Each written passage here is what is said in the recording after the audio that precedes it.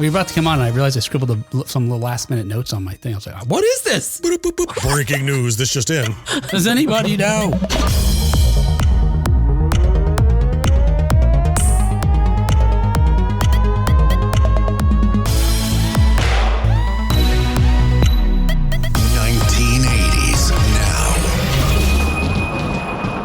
Hey, welcome back to another episode of 1980s Now, a weekly examination of the importance of 1980s pop culture and its influence. Today, my name is Will, and joining me, as always, are my friends and co-hosts, Kat and John. Hey, guys. Hello, friends. Hi, Kat and Will. That was our last-minute news story that I added on there. That's what I was trying to decipher. Breaking news. This is what I wrote. This is what I wrote, John. Can't wait to hear this. I'm thinking ahead, okay? And I'm just going to blow the joke by just saying it right now. Perfect.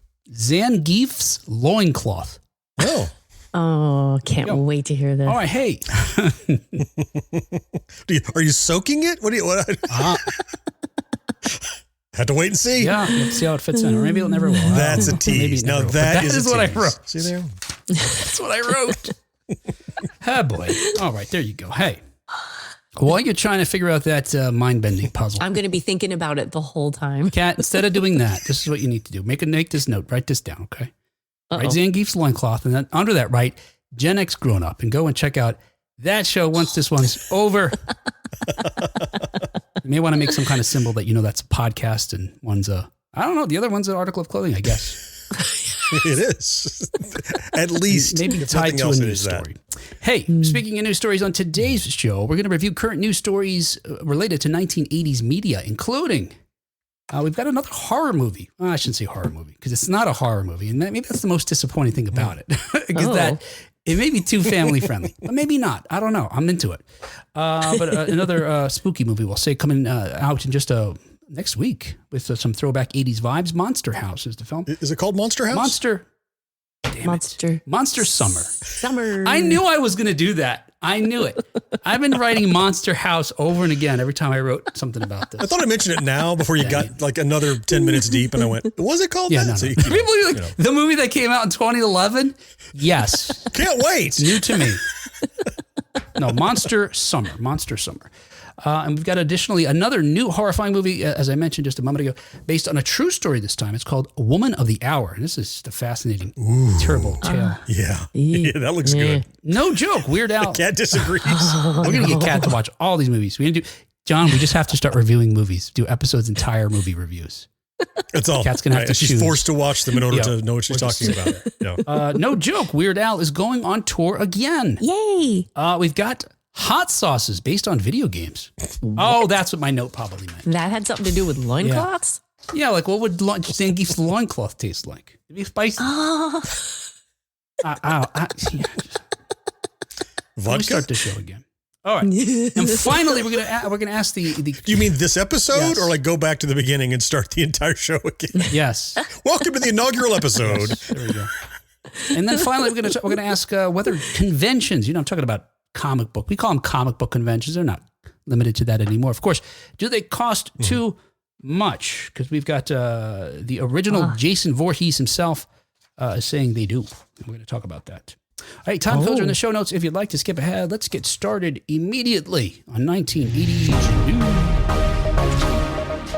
news. It says Blanca or Blanca. I say Blanca, right? Say. And Zangief's loincloth. That's what it says. Yeah. First up on 1980s news, Monster Summer. Yeah, as I just mentioned just a moment ago, just in time for the fall, we've got a movie that's set in the summer.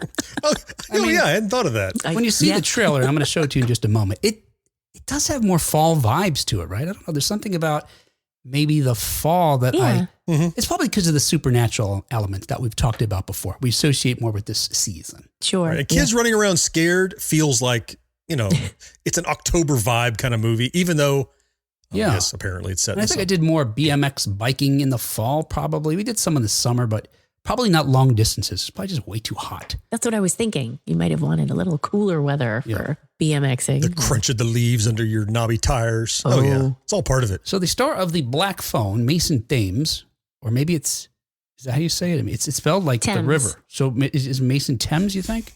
It might I don't be. know. Well, the river is Thames. Yeah, I know. It might be spelled just like that. Mason Thames or Thames is gearing up for a monster summer. He and a number of other young actors who I don't know who they are. We're going to be starring in this spooky family adventure from director David Henry. Now, I do recognize David Henry because he was a child actor on Wizards of Waverly Place, a Disney show that I watched with my oldest when she was young, and then my youngest when she was of that age as well. And it appears to be a supernatural coming-of-age story similar to those that we watched in our youths, and that's why I'm kind of stoked about it. And if you haven't seen it, I'm going to share the trailer with you right now. It's got a little Stranger Things vibes going on there. Exactly. That's exactly what I thought when I saw it. Yeah. Yep. Well, and the comparison is unavoidable. Yeah, but what is that? Oh, Will's saying no. What do we boil? What does that mean? I feel like that sort of swallows up everything, right? If we say teenagers going on an adventure that involves supernatural things. Yeah. So does that mean I know what it means? Yeah. Does that work backwards then? I mean, other films that we enjoyed, are they Stranger Things too? Okay, I think it was all the bikes. Is Goonies Stranger Things, Monster Squad Stranger Things. The bikes help? I thought of Stranger Things because of all the bike riding. E.T.? Is E.T. Stranger Things? Well, that was just one, right? No. One bike? No. Oh, gosh, Cat. There was a whole race through the suburbs. There's on a the whole bike. chase scene. Oh, Yes, there was. Yeah. I wanted to reenact that when I was a kid. You know, with the walkie-talkies, guns, walkie-talkies. Yeah. Look for the guns. Go for the guns. But I will tell you, I think it had a Stranger Things vibe. There were many things in it. Okay. There was nostalgic music in it. Yeah. So we had Think I'm Alone Now. Is that Tiffany? Who does that? Is that Tiffany? Yeah. Well, yes. It's a cover. But yes, Tiffany. Is that right? Okay. Well, the original. From the 80s is Tiffany, yes. So anyway, so you had nostalgic music from the 80s.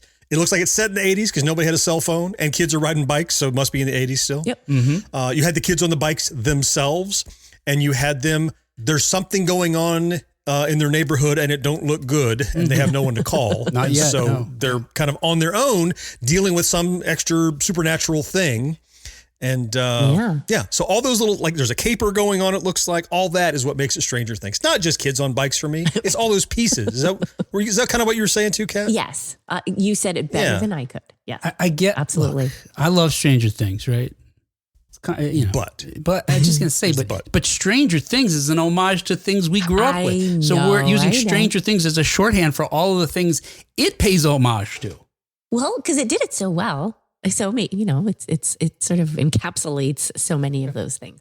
Anyway, look, so according to the film's official synopsis, when a mysterious force begins to disrupt their big summer fun, Noah and his friends team up with a retired police detective to embark on a monstrous adventure to save their island. Yeah, and it seems like, based on the trailer, obviously, as we're discussing here, it leans heavily into nostalgia of our childhoods, although it's hard to say what era it's set in. It may be contemporary, but clearly it's meant to seem like it could be of a 80s or 90s. The guy who directed David Henry, who I said he was a child actor in Wizards of Waverly Place, he's a millennial, so it could be obviously it's not going to be the 80s, but probably the 90s, that sort of thing. There was one of those station wagons with the wood side. Yeah, a wood-sided station wagon, right? Like a family truckster. Yeah, the nostalgia is by design. Henry told the website Scary Mommy, quote, "I wanted to recreate films that I grew up watching with my family, like Sandlot, The Goonies, like E.T. I wanted this familiar nostalgic experience for the parent who might be bringing their kid," end quote. And part of recreating that nostalgia was adding accomplished actors that the parents are familiar with, including Lorraine Bracco, Patrick Renna, who was in The Sandlot. He played Ham. And Mel Gibson, of course.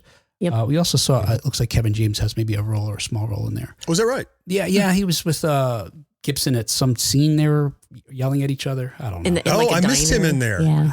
Oh, really? Okay. I didn't catch him. Good Well, eye. I didn't know who it was. I just know the scene he's talking about. I think it looks like it has a lot of potential. I think, and I'll leave it at that. I guess any movie that casts Mel Gibson lately, or maybe even Kevin James, I'm like, couldn't they get nobody else? And I only say that because I think the rest of Hollywood's like, don't work with these people. But and so if that's who you want getting, does that make a statement about the production values? Because, I'm suggesting. But, interesting. But looking at it, I would never suggest that. It looks great. I think I want to see it. Yeah, it's that problem of trying to separate the artist from the art. Yeah. But after the fact, it's even more difficult. It's one thing to learn something about someone after the art, and there's something about when they make art after you know something about them.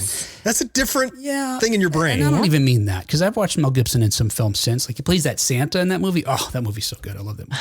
You know what I'm talking about, John? I can't remember what it's called. Fat Man? I do. I haven't seen it. Oh, it's so good. It's called Fat Man. I didn't see it because it had the Mel Gibson stink on it. I'm like, do I really want to watch it? Not that, again, it's difficult to compartmentalize after the fact for me. No, more what I'm saying is I think Mel Gibson, again, he's not in mainstream movies lately.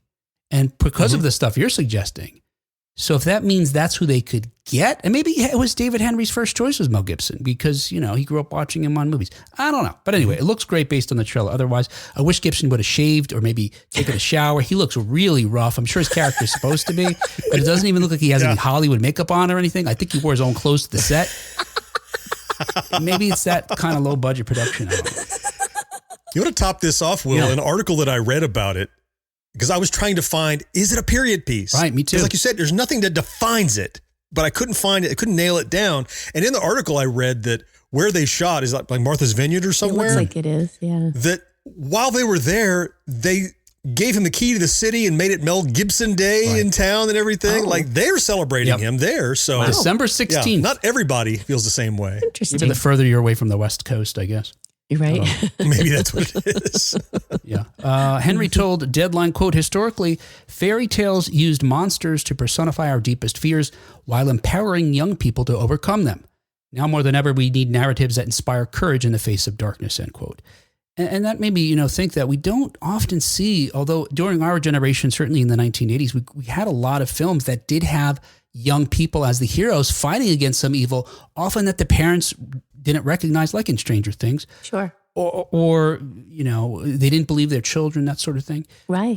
So this does seem to be of that ilk. And so again, I'm in for it. Yeah. And there's a formula in there that I'm a fan of that I've seen in plenty of movies. It's not just a Stranger Thing that you just you went halfway down the path of kids are discovering something and they know for sure it's real and the parents don't believe them. Yeah.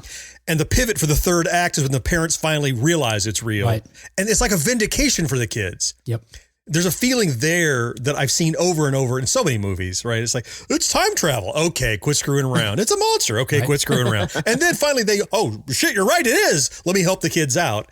And it's fun for the characters of the kids to see them grow into being believed and proving they were right. Yeah. And part of that trope is usually an adult, like one adult that believes them, but it's the character that's dismissed as the wacky so-and-so. Yes. It's the Doc Brown, right? Yes, Doc Brown. In Fright Night, it's Roddy McDowell's character. I would say. The goofball. Why is he hanging around with kids anyway? You can't believe it. That's the whole thing. Monster Summer, not Monster House, arrives in theaters on October 4th. Pretty soon. Definitely going to check there. Yeah, me too. Hey, next up in 1980s news, here per The Hollywood Reporter, Anna Kendrick picks the wrong guy. So this October, again, just a few days from now, just a week or so from now, when this show aired anyway, Oscar-nominated Anna Kendrick makes her feature directorial debut with this film, Woman of the Hour. It's a fact-based crime thriller in which she also stars. Daniel Zavato, Nicolette Robinson, and Tony Hale round out the cast for the film that is based on the real-life story of Rodney Alcala. And you may not know who he is. Let's show you the trailer first, and then we can talk about it afterwards. I mean, don't you kick off the heels at this point and start running back to the bar? Yep, I'm done. Bye. Something. Wow. For folks that have seen this trailer and watching now, you see Kendrick's character, Cheryl Bradshaw, is creeped out by her date. She sits there with him at a bar, but she doesn't know yet just how truly correct her instincts are, because the man seated across from her is the ruthless serial killer Rodney Alcala, whom she met on a 1978 episode of The Dating Game. And this film is based on a true story. Now, the actor that's playing Alcala, first, good and creepy, yes. Wonderful. Yes. What's it got to be for someone that, like, well, they were looking for the creepiest, most serial killery kind of character, and I won, and I'm the guy. It won't be even great as if he looks nothing like a real guy. They're like, right. You look nothing like him, but dude, you creeped us out. You just embodied the spirit of this asshole, so we want to give you this part. And then, hi, I'm Chris Hansen. Just grow your hair and out. you just arrest him right there. I was making a movie. What are you doing here today? Mm-hmm. That's what we tell them all.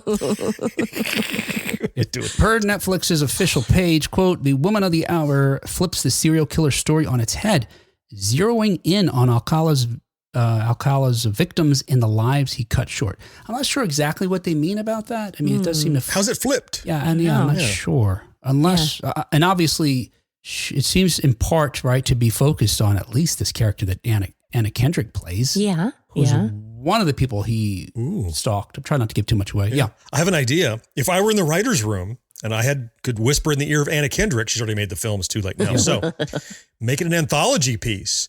Little stories where you learn about the woman and follow her until she meets him. And then you cut to black and go to the next woman. Get to know her, follow her, and then, oh shit, right? That would flip it on its ear. I don't know if that's what they're doing. Wouldn't that be cool? That idea, I mean, just creeps me out. Yeah. You know what creeped me out in the trailer is the way, I mean, of course, trailers just show little snippets from throughout a whole movie, but these snippets were, who knows how much of the movie it is. I don't know, is it 5 minutes, 10 minutes, whatever, but it's just enough. It's like, oh, okay. There's something missing here. And then we go to the next bit and there's something missing. Oh, and the way it progresses. Yeah, let's cut together. The uncomfortable silences are the best part of that. Where like, you got to fill the silence and go, no, I'm into that. Just like you're trying to bring back normalcy with this guy across from you that clearly is not normal. And if you don't, look, I'm going to try to avoid, I'm not going to try. I'm going to avoid spoiling anything I think that may be important to reveal in this story with regard to the real story. Okay. So you can watch it and be suspenseful. But Alcala was a serial killer and sex offender who began his violent crimes as early as at least 1968. And in the early 1970s, he was sentenced and served time on different occasions for different crimes, only to continue to assault people shortly after being released. Wow, yeah. So this guy was in and out of jail doing horrible things every time he got out. He's serial recidivist. He's known to have at least killed 5 people in the late 1970s, although it's suspected there may be many others. Kendrick directed the film from Ian McDonald's script, which appeared on the Blacklist in 2017. If you don't remember, we talked about the Blacklist. We're not talking about the 40s and 50s list of folks who may be a member of the Communist Party.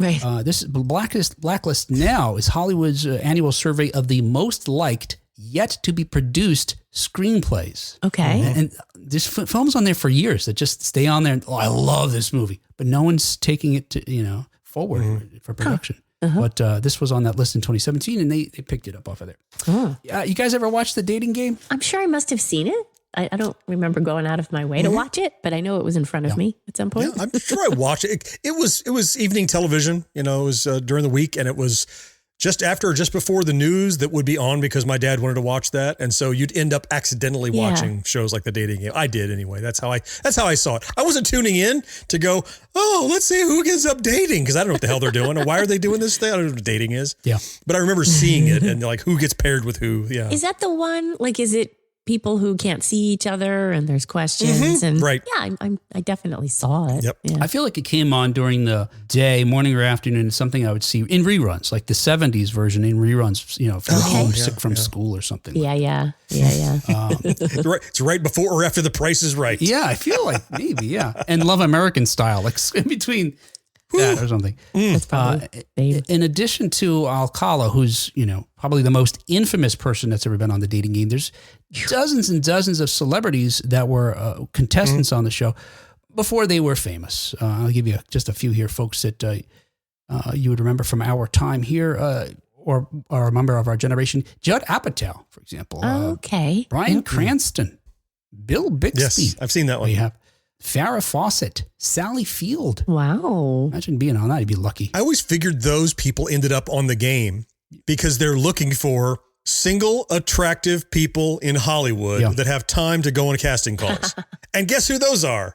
Actors and actresses. Right. Yeah. And even you caught that she says, I'm going on an audition at the beginning of that trailer. And he says, you're shooing or whatever. Yeah, Yes. many of these people were performers, so they're Yes. good looking and they're good on camera. They know how to behave. Yeah. Chad says, wasn't Pee Wee Herman on it? Yeah, I believe that's correct. Paul Rubens.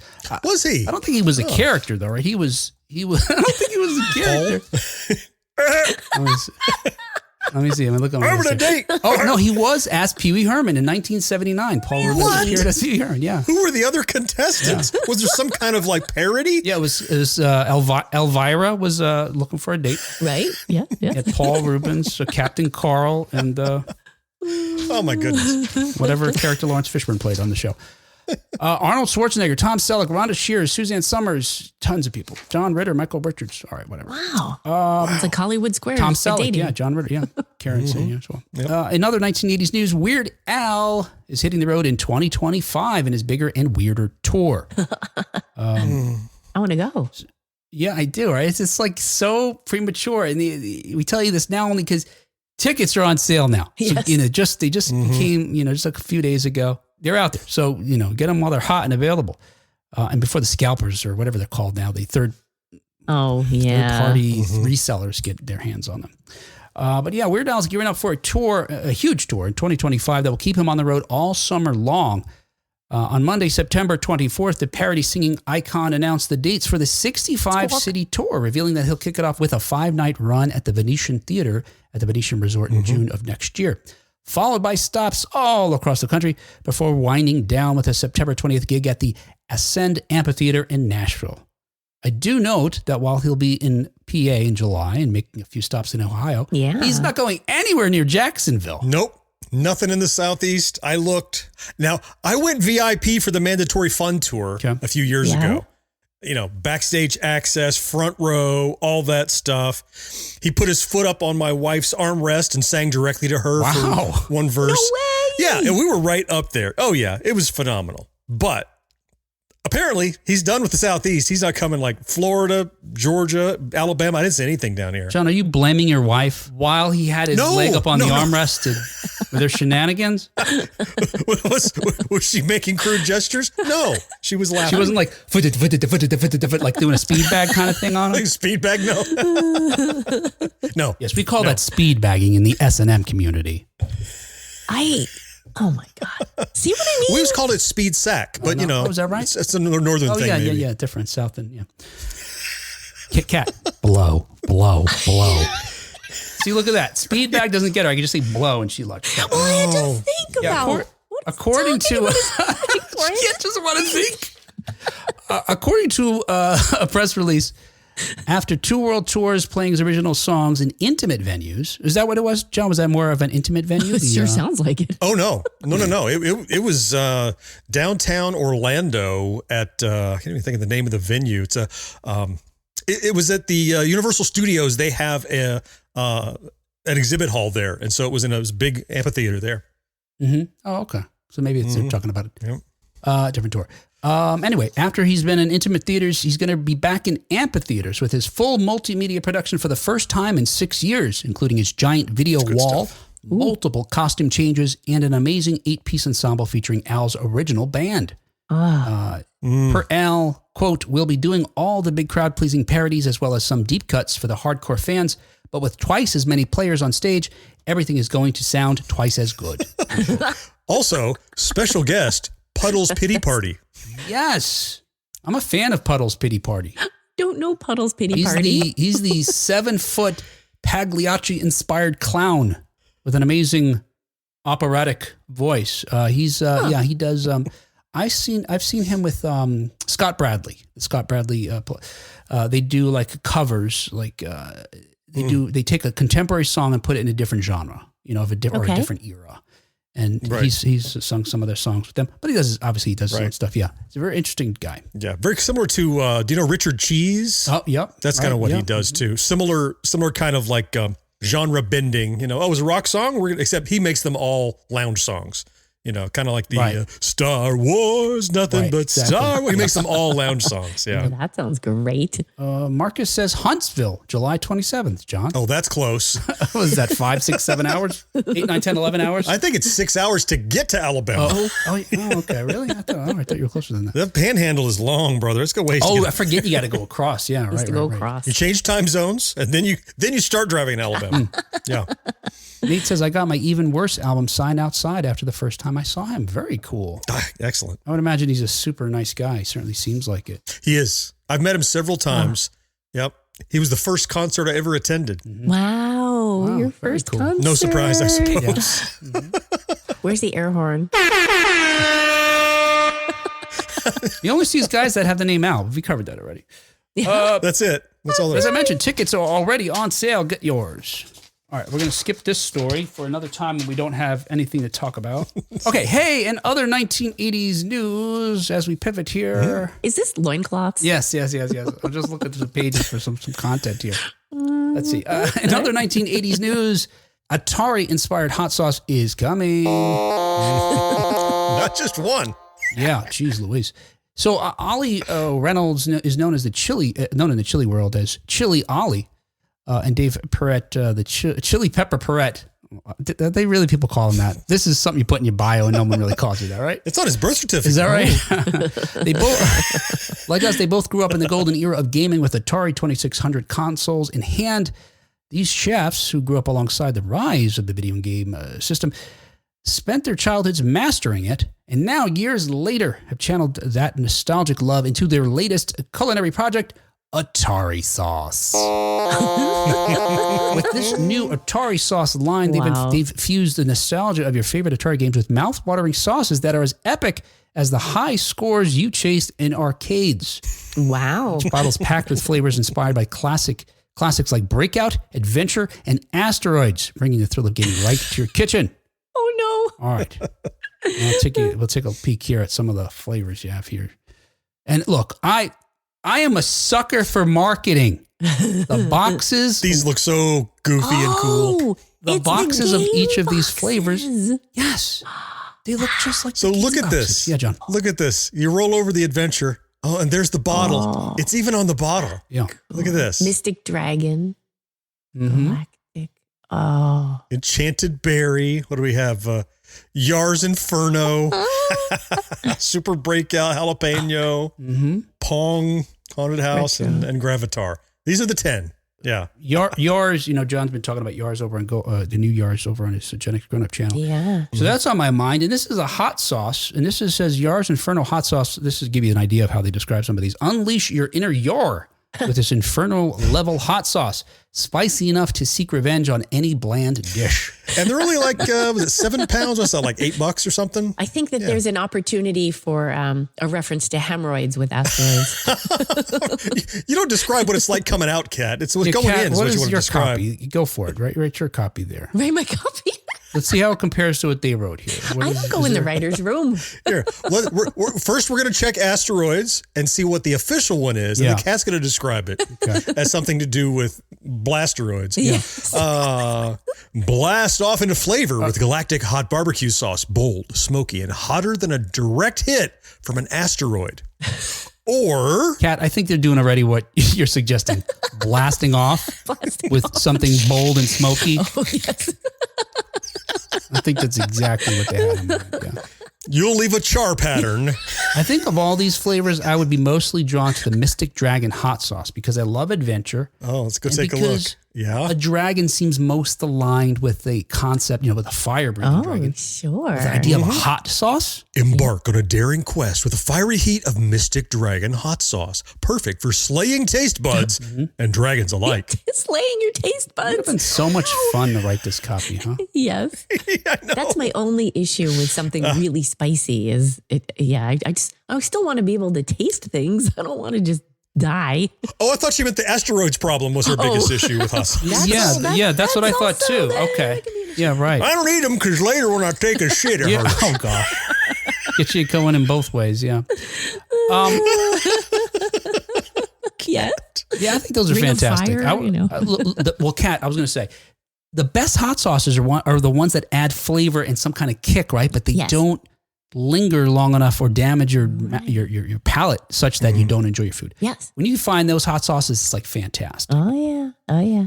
Do these have some sort of Scoville units on them? Did we see anything about that? I didn't see anything like that. Did you, Will? I did not. No, that's a great question too. Maybe we can scroll down a little bit. Reach out to these folks and find out, because that you're nutritional information and ingredients, but I don't see like a, here's how much it's going to hurt. Right. I don't see that. Yeah. And you know what? For any hot sauce connoisseur, someone really that, is into this, this seasoning would want to know that. So that's a good point. Yeah. Yeah. We should. Well, it suggests to me that they're not crazy hot, because if they were, they would warn people off. So I think probably they're all pedestrian hot sauces, I'm guessing. And barbecue sauces, I should mention. They're not all just strictly hot sauces. Oh, so some of them are barbecue. Oh, right. Yes. Yeah. Breakout, for example, here, Kat. I see. Yeah. I loved Breakout. Yeah. That's a great. Brick smash barbecue sauce. You bet. I like how the Crystal Castle's barbecue sauce is a berry barbecue sauce. Enchanted berry, in fact. That's kind of a neat tie into the game. Sounds up my Bentley alley. Bear. That sounds good. I never played it, but it sounds like it's up my alley. Oh, the game is so hard. Oh. All right, there you go. Hey, I love stuff that's especially coming out like this right around the holiday season. So folks of our generation and of our interest say, what can I get you for Christmas? All right, let me send you this website, atarisauce.com. I want all of these. Yes. Start in alphabetical order. Adventure, I think, is the first one, probably then. Brandon says, these sauces look so cool. Awesome packaging. I wonder if the popularity of hot sauces now has to do with the Hot Ones YouTube show. Yeah, probably, right? Yeah. Oh, I'm sure. Yeah. Oh, yeah. Oh, that's what Nathan Marcus means. doesn't hurt. He says perfect opportunity for a Hot Ones collab. Okay. Oh, no. Marcus gave us the worst news ever. He says he just tried to pre-order for Johnny. No option for U.S. shipping. Oh, no. There's just got to be a way around that. This is going to look. There's a way. I Plus, know look, people. obviously. I know people. Obviously, they licensed this. Yeah, but Kat, we're talking about the business, not about a friend that lives in London. She's not going to be doing it for everybody. But this, obviously, they must have licensed it from Atari to be able to use all these. Or they're waiting for a lawsuit.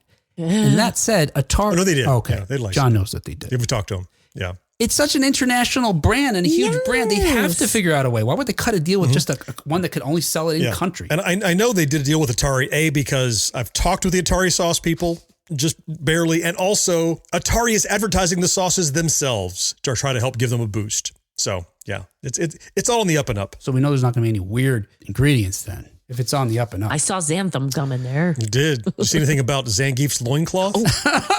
See, now look, if they get over to other video game consoles, what was that, Capcom? If they do a Capcom. Well, what's funny is they have done Street Fighter sauces. they have. Will. Did you make that up? I didn't know it? Yeah, they have. Yeah. Oh, okay. Oh. Oh, now I want to know. Really? You didn't know that? I thought you saw it on the I page. gotta look it up. Yeah. Is it on the, let's see, Capcom? Oh, they have literally Street Fighter 2 hot sauce. I know. That's what I'm saying. Oh, okay. Let's see. I don't know what the flavors are. I just saw them Do listed. they have something see for here. Chun-Li? She was my character. Let's see. These are gift packs. All right. This writing is so tiny. Reuse Dragon Blaze, Guiles, Patriot, Inferno, Dalsim's Mystic. Can I say Chun-Li? Oh, Chun-Li's Spinning Tornado. Yes. Blanca's Ooh, Electric there you go. Firestorm. Let's just see if we can. Nice. Zangief's Iron Muscle. All right. Oh. They didn't dare to go where we would have gone.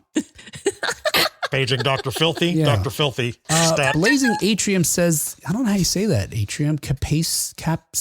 Capsaicin. Capsaicin is a wonder capsaicin. drug. That's like a ointment for burns or injuries. No. Probably. It's the spicy. It's the spicy. That's the spicy stuff. Oh, he says it's a Right. drug. It's so. not aloe. Capsaicin is the heat. Oh, okay. He was saying it was a wonder drug. I thought maybe it was like you apply it after you get burned. Oh. Oh no, they're saying capsaicin is it's known to have beneficial health no kidding. health benefits when you eat hot sauce. Okay. Wow. Is that it? That's why some people like it, I Capsaicin? guess. If Not you can tolerate it. capsaicin? Okay. I wasn't quite sure. All right. Karen says, for about 2 years when people didn't know what to get my dad, they got him hot sauce assortment packages.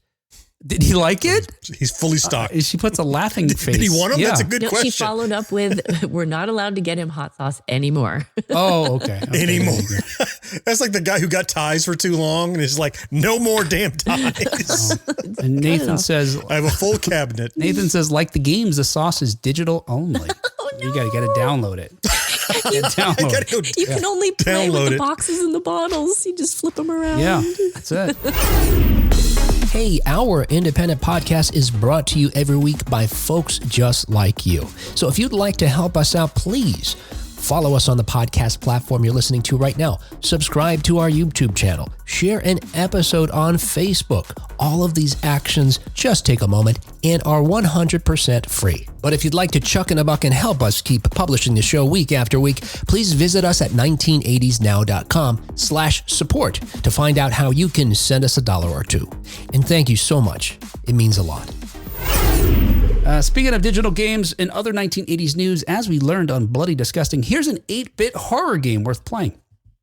So I just learned about this UFO 50. It's a collection of 50 single and multiplayer games. And according to their lore, the games were all created by a fictional 80s video game company that was obscure but ahead of its time. Interesting. And some of the games are sequels to other games in the collection, so you don't have to worry about not having played the other game because it's in there in the UFO 50. It's right there. And various characters appear in multiple titles as part of the shared continuity. And they're not mini games though; they are complete games. From opening scene to end credits. Some of them are shorter, some of them are longer, and they're of different genres as well, including shoot 'em ups, puzzle games, and RPGs. The goal of the actual creators, and not this fictional team, was to combine a familiar 8-bit aesthetic that we love with new ideas and modern design sensibilities. But they carefully, according to them, and I've yet to play it, but I trust this is the case, just the fact that they even are able to voice these considerations, they carefully chose which elements to modernize.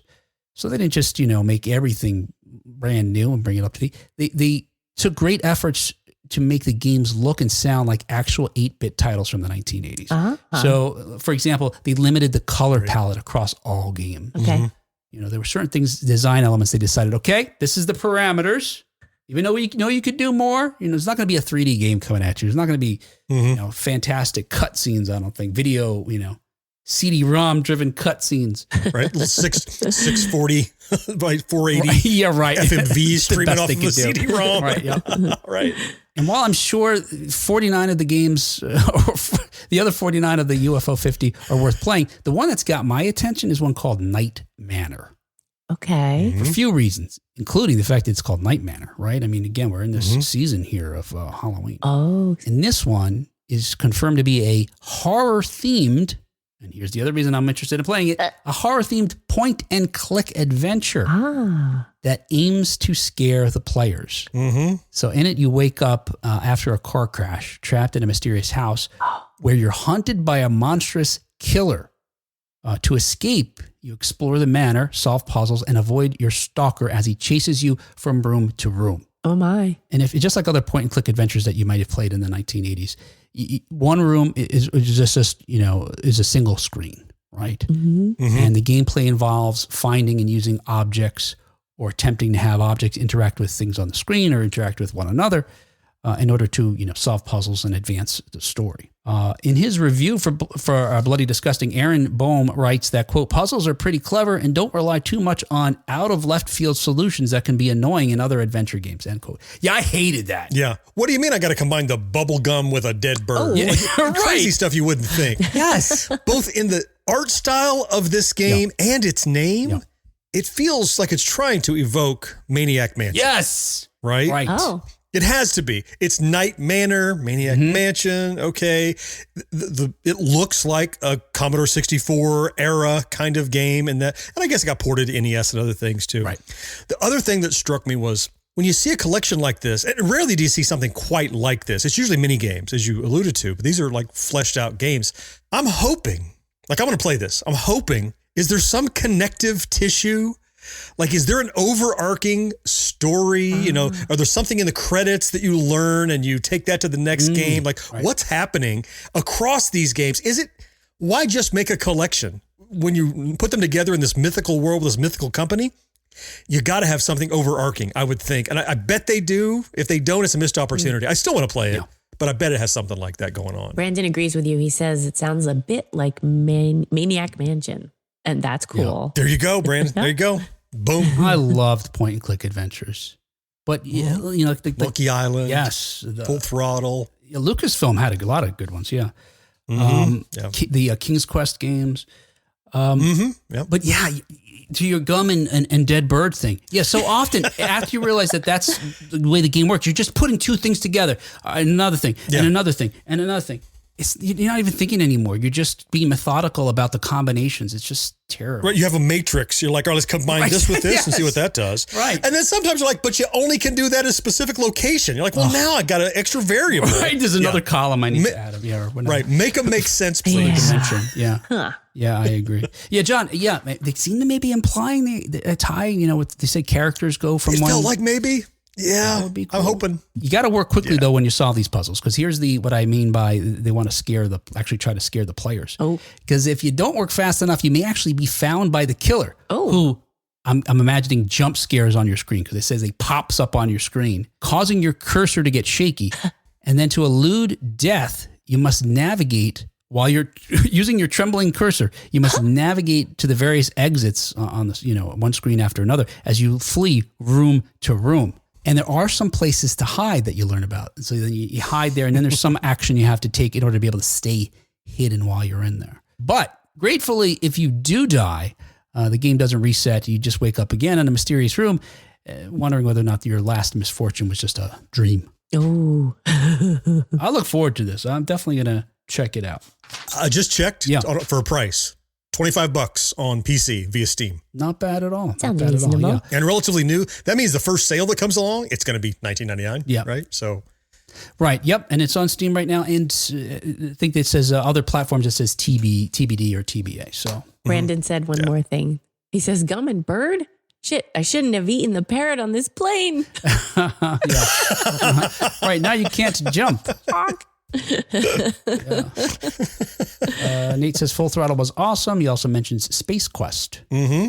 Yep. Karen says to me, do the feet still move when the person tries to leave the room but runs into the wall? That used to happen to me all the time. How do I get my person out of the room?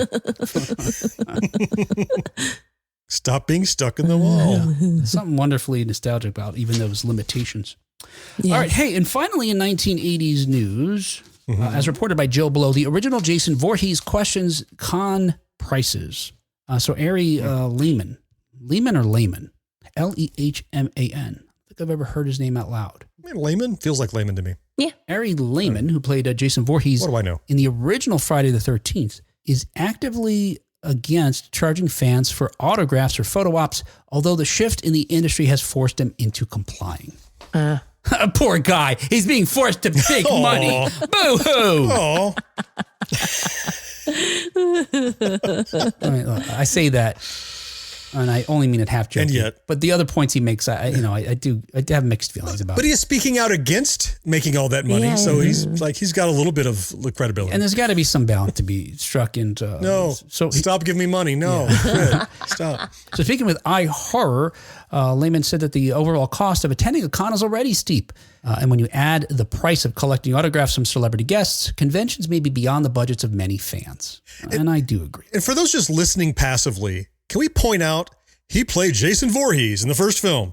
Do you understand that role was just him jumping out of the lake with a mask? Mm-hmm. That was his whole, that was it. A blurry flash forward. That was his entire part. So he doesn't appear anywhere else. No, that's at the end of the movie. Spoiler alert. He comes leaping out of the lake. Yeah. And he's all, exactly. He's all, that's what I was gonna... Yeah.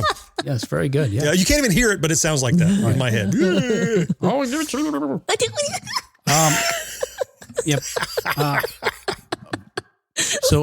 was my mother did it. Lehman went on to say, quote, "If someone pays to get there, you're paying for gas. You're paying to park, paying to get in. And now you walk up to the first table and somebody's asking for, I don't know, maybe $50 for an autograph and a selfie. Then you go to the next table and it's the same thing. I often wondered, especially for a family that walks in there with a bunch of kids, how can that be fun?" End quote. And I do agree in that regard. But I struggle to understand or fantasize about what another business model could be. Yeah. Who in their right mind would travel to a show like that and pay money just to get their picture taken with a couple of B-list celebrities? What kind of person would spend that sort of cash? Yes. Can't imagine. I know, right? I feel like I should be turning the camera around on my wall of autographs. Yes. Lunatics. Right. from just weeks ago when I watched Will right. looking like the cat Fawning. that ate the bird standing between a couple of his last Starfighter heroes.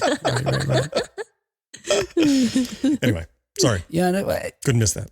so Lehman goes on to explain that conventions were originally fan-supported events. But then, according to him, vendors did, quote, backroom deals with celebs, guaranteeing the entertainers for a minimum fee for their attendance. According to Lehman, quote, it changes the scope of how the event is drawing. In other words, they don't need to create an entertainment-based event, and it becomes more of a sales-based event, end quote. Yeah, I mean, it's been like that for a long time now. I guess you know. Now, I can speak to, so I used to go to a lot of science fiction and Star Trek conventions when I was in college in the very early 90s, like 90 through 95 era, which was the heyday of, Star Trek The Next Generation. And anyway, back then those conventions were quite different. They were held in some hotel. They kind of took over the whole hotel. And your ticket price included the autograph. Now, they would sell you a photo if you didn't bring one, or, if you whatever they had at their table you could buy, but it was all inclusive, right? So you got there, you're like, when you come, you're entitled to an autograph from John Delancey. You're entitled from an autograph from George Takei. Now, photo ops and things like that, those are stretches and those are extra, but you got something. Yeah. And now everything is nickel and dime, and it's, what's the word? Not al dente. A la carte. I mean, slightly A la carte. a la carte. Yes, I knew it was some Al food fresco. thing. Everything's a la carte. Alan Parsons. Alouette, Weird Jean Al. Alouette. But yeah. But yeah, everything is little nickel and dime stuff. Anything you want is extra. And that's, I'm sure, what he's talking about. And he's right. But how do you compensate those artists for being there? As the article says, over the weekend, they have to get there. Yeah. They have to. What's the incentive for them to be there for you when they could be out maybe making money, acting, or doing something else? I don't know. Yeah. I guess they get a piece of the door, and then John Delancey's arguing with Patrick Stewart about who gets a bigger cut. It just sounds like a nightmare. I don't know. Now, Lehman, look, here's the good news. If you're a fan of the guy who jumped out of the end of Friday the 13th, that's Jason. That's John. He points out, and I think this is great. If someone comes to his table and is unable to afford an autograph, he said, quote, I'll be giving out lots of freebies. That's just who I am, end quote. And I think that's fantastic. That is cool. Yeah, I told you guys before, when I've worked at conventions, for fun, and I followed my buddy Yuri around last year, a few different conventions that he did. That's how a lot of these guys are. That's how certainly Yuri is. It's just like, you can't pay for it. Yeah. People come up with a story. I'm in college. I only got $20. It's 60. That's fine. $20 is fine. Or it's like, I'll take 20. Yeah. Give me whatever you got in your pocket. Empty. I want to see your inside out pocket. Show me the remedy. Don't stop till I see link. I want to know you're not eating later. If you're eating, you're only money. All right. Yeah. These guys are good like that. If you do want to see Lehman, he's appearing at Scarefest 16 in Lexington, Kentucky in October. So just looking into this, because I originally, honestly, again, having worked at a lot of these conventions, I was struggling to think of the different prices, and I wanted to give you guys, so-and-so charges this, and so, because it's quite a range. Most folks charge between $50 and $80, most folks. And again, it depends on how popular you are. How long ago you made a movie. If you're a more retro type person, it's going to be a lower end. If you're a contemporary, a very popular person right now, it's going to be a whole lot more. And in doing that research, I found this in 2016, which is pre-pandemic, by the way, because conventions bounced back after the pandemic. I thought they were dead. Oh, yeah. I did a lot of work with Wizard World, and the rumor was they're shutting down. They actually got bought out, or it's confusing what happened to business arrangement, but Fan Expo has Wizard World now, I think, or part of it. I don't know. But a couple of years after the pandemic, there's more conventions now than there were back then. Yeah. So many. So this article from the Hollywood Reporter from a few years ago, take it with a grain of salt, but they explained, quite frankly, what we've been touching on. Here's how it works. And I guess this one thing wasn't covered in what we talked about. Actors ask for a guarantee, often paid up front. So if you want me to go to your convention, you have to give me X thousands of dollars. Maybe you got to pay it up front. If they're smart to ask for it up front, because I've been in some situations where they don't make enough at the door and then they're not paying people. Okay. And I was at a convention that the celebrities started leaving. Oops. when the word was out that the door wasn't as much as they thought, they were like, "Fuck this!" Then I know I'm not sitting around signing autographs if I'm not going to hit my minimum. And he just left, went back to the hotel. That's somebody that has enough money to do that. I don't know. These guys, like, you're like, I just want to sit here and earn what I can earn because otherwise at the hotel I ain't making nothing. Yeah, that's true. Although I'll tell you, but this was a retro convention that I was at, not RetroCon. It was a much smaller one. Mm-hmm. These guys, I can't imagine they have FU money, John, but they oh, really? Yeah. I mean, they offered me autographs because I was hanging out with these guys and I did their panels and interviews and stuff. I paid for them. I was like, please take my money. No. I thought you were going to say I declined. No. I have their autographs on my wall. No need. But I made sure they took the money because I was worried, is this guy going to eat later? Yeah, seriously. I won't name names. But anyway, but part of their getting this guarantee is that they're going to show up, they're going to sign autographs, do some photo ops, and sometimes they'll have to do a panel discussion. Usually they have to do at least one, maybe two panel discussions, maybe one per day. Most conventions charge an entry fee, but they also collect $5 off of every autograph. Some of them do. The ones I've worked at, there is no mechanism for that. So if you buy someone's ticket at the table, the conventions literally don't know how much money you're making. Okay. It's a what do they call it? Like trust kind of situation, self-reporting. Yeah. Honesty policy. So, so you tell them, all right, I hit my minimum. So we're done. We're good. You know? Yeah. And they can tell because they walk around, they see this guy's got hundreds of people lined up. We don't know this guy anything. But according to this article, they also the convention gets $10 off of every photograph. As well. Now that might be true because those are often through a separate company with a photographer that takes the pictures. You have to buy the ticket separately. Of course, the stars are flown out. They get luxury accommodations. This is 2016 luxury. The hotel we stayed at RetroCon was very nice. Maybe the nicest in the area. We stayed with we were there with the celebrities. Yes, we were. With the celebrities. Yeah. I've been to conventions where I was staying at a hotel that was nicer and closer to the convention center than the actors. So I don't know if this is always true. Oh boy. Anyway, so they get the minimum. Anything they could pocket over the minimum, it's found money. It's icing on the cake. Now, according to multiple sources familiar with the convention deals, the basic guarantee rate for genre stars is in the $5,000 to $10,000 range per appearance. All right, so we're talking about your basic stars, maybe lower end folks. They're not so hot, right? They're not doing anything right now necessarily. If they've been out of the business for years, it might even be lower than that.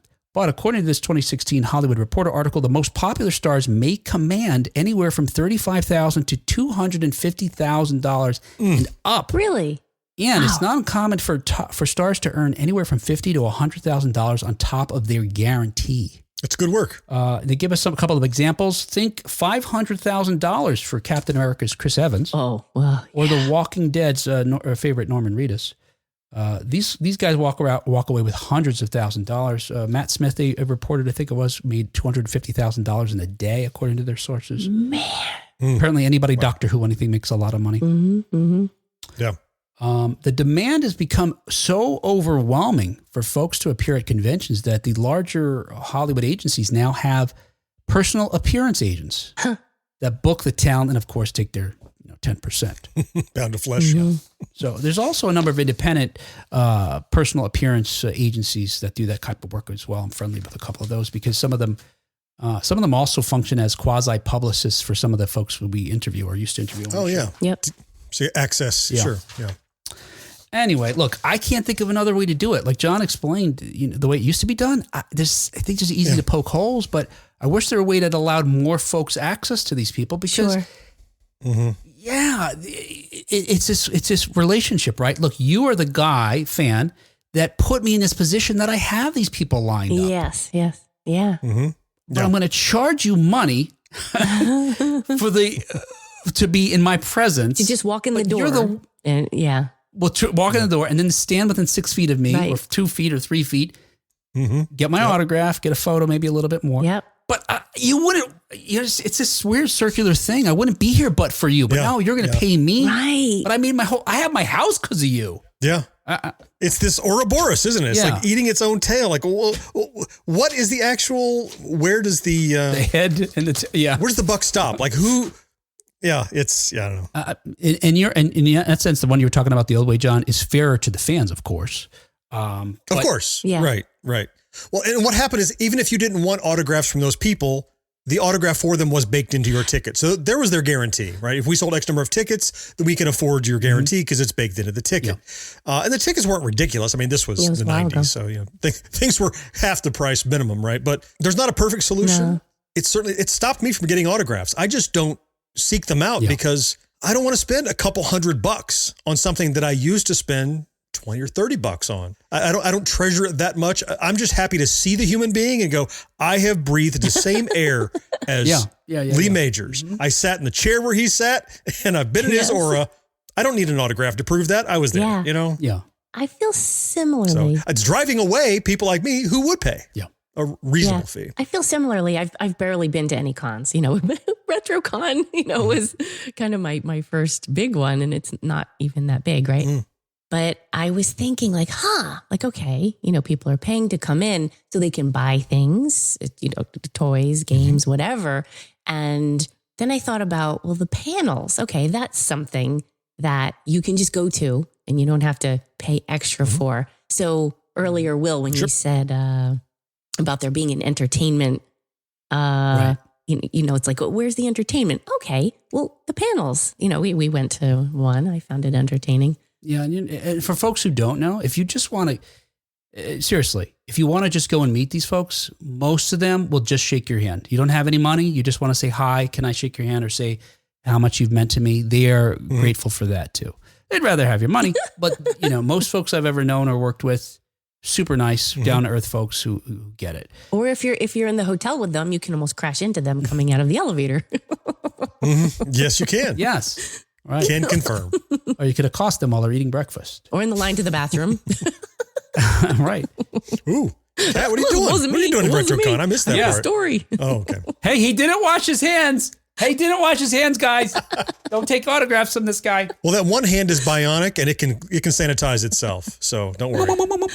Nate says that Layman's got his own band called First Jason. Yeah. Brandon says he had just a tiny part in the first film. If I were going for autographs of Jason, it would be for Steve Daskowitz, who played Jason in part 2, or CJ Graham will play Jason in part 6. And Karen points out, obviously, if you live out of state, you got airfare and hotel costs as well. If you're a fan going to these things, the good news is they're so ubiquitous now. There's probably one within driving distance at least once a year for everybody. Yeah. Well, Karen says, honestly, I would be more interested in meeting you guys and the people from the podcast. That's sweet. I'd love to meet you, Karen. $50. For $50, yeah. Like your mom. $50. John will sign anything. Yeah, and I would love to do more panels next year if we can. At least I'll try to do at least 2. I would say 2 or 3. Mm-hmm. Maybe in some different areas. We can meet some different folks. Did I just hear something? Is anyone else hear a cat meowing? Yeah, when we did our live Garfield thing, there's a cat meowing sound on the music that we played in the background. 45 minutes into the panel, Cat realizes there's a cat sound, but she thinks she's only been hearing because, you believe there was an actual cat in I was conference intently focused on listening to you two. Oh, okay. I didn't want to miss anything coming out of your mouths. So. Yeah. Does anyone else hear a cat? Anyone else? Is it just me? Does anyone hear cat from 1980s now? And Blazing Atrium says, if these days, the only cons I care about are the gaming ones. Yeah, I love those too. Those are fun. Yeah, and hey, look, SFGE, you can see the Gen X grown-up guys down there. I'm hoping next year, 1980s now, we'll be able to go again. Won't conflict with any of my schedules. And also, it seems like we're getting invited to another gaming con next summer. We are? Yeah, I don't know if we should say officially because there's nothing official about it. But hey, all right. Hey, that's it. That's the end of the show. All right. Oh, yes, all good things must come to an end. I got to go to bed, so it's probably good we're finishing here. We don't want to keep you up yet. Yeah. That's what you do. You keep me up. But this show is brought to you thanks in part to our early adopters, Karen Flieger and Rick Parker. Thank you. And thank you especially to our Secret of Our Success level Patreon supporters, Tony Great, Nick Guillory, who just showed up at the end here, Matt Marino, John Henderson, Brandon Greer, Steve McLeod, and Marcus Taylor. Yeah, yo. Oh, yeah. See, Nick says just in time for my favorite part of the show. Oh, yeah, it must be when you shout out his name. When I shout his name out. When it's over. When it's over. When it's over? Yeah, it's over. This is my favorite No part. more to hear, yes. Stop doing it. There you go. Right, yeah. You should do that part at the beginning. Maybe you'll show up soon. That's it. The theme plays and that was the show. That's right. It's the countdown. Yeah. And then she goes to black. Special thanks to Nick Guillory, and then it ends. Just to cover our bases. Couldn't do without you, Keith, Nick. that's also his favorite part. Hey, yes, thank you, Nick, and everybody else. We're so very grateful for all of your wonderful support. Please, if you're able to also help fund the show week after week, visit us at patreon.com/1980s now. You literally give us $1. That's fine. We take $1. Right on. Just like these people at the conventions, we also give away freebies. Yep. And there you go. Right? Okay. Hey, we will talk to you again next time on 1980s Now. Until next time. I'm holding out for Pac-Man Ghost Pepper Sauce.